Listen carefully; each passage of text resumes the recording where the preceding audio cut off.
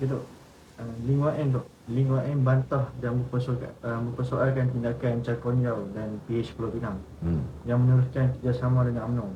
Katanya mereka terang-terang serang JAP dan PKR. Jadi sebenarnya betul, dakwaan Datuk tu selama ni betul lah ada tim A dan tim B tu. Dia kalau nak kira UMNO serang PKR, apa?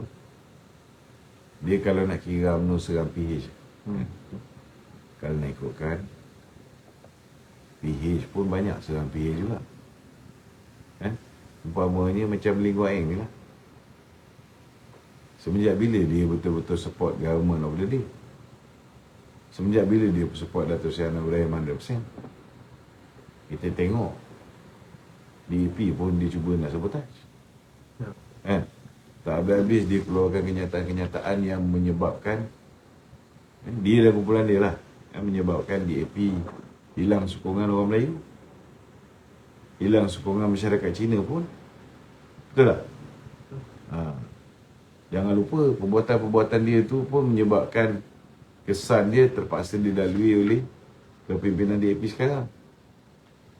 So tak payah cakap banyak lah, baik dia berehat je. Okey? Kita dengar komen cakap gelombang merah akan bermula di Perak kerana Perak tidak sama dengan Negeri Sembilan dan Johor. Apa pandangan tu? Sejauh manakah gelombang merah ini mampu memberi kesan dalam politik Perak? Itu hak dengan komen nak cakap apa pun. Cuma nasihat saya pada dengan komen ni, dia perlu sedar bahawa kenyataan-kenyataan yang dia keluarkan telah banyak merosakkan bukan hanya DAP tetapi juga menyebabkan PKR dan Amanah hilang undi. Nasihat saya pada nasihat saya pada dengan komen, hati-hatilah bila berbicara.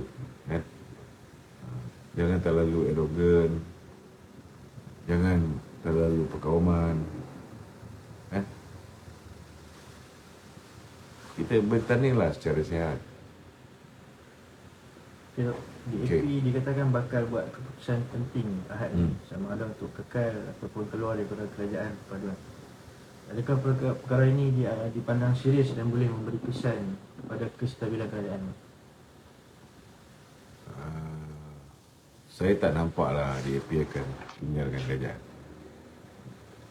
Sebab mereka juga sedar bahawa mereka perlu bekerjasama dengan parti-parti macam PKR, macam Amanah, kan.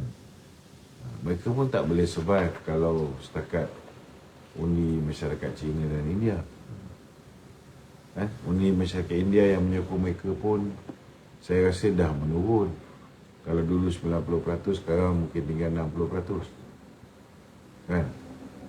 Masyarakat Cina mungkinlah mereka masih lagi dapat sekitar 70 hingga 80%. Kita tak nafikan. Tetapi mereka akan menang lebih banyak kursi kalau mereka masih ada rakan-rakan gabungan daripada parti yang boleh tarik undi orang Melayu.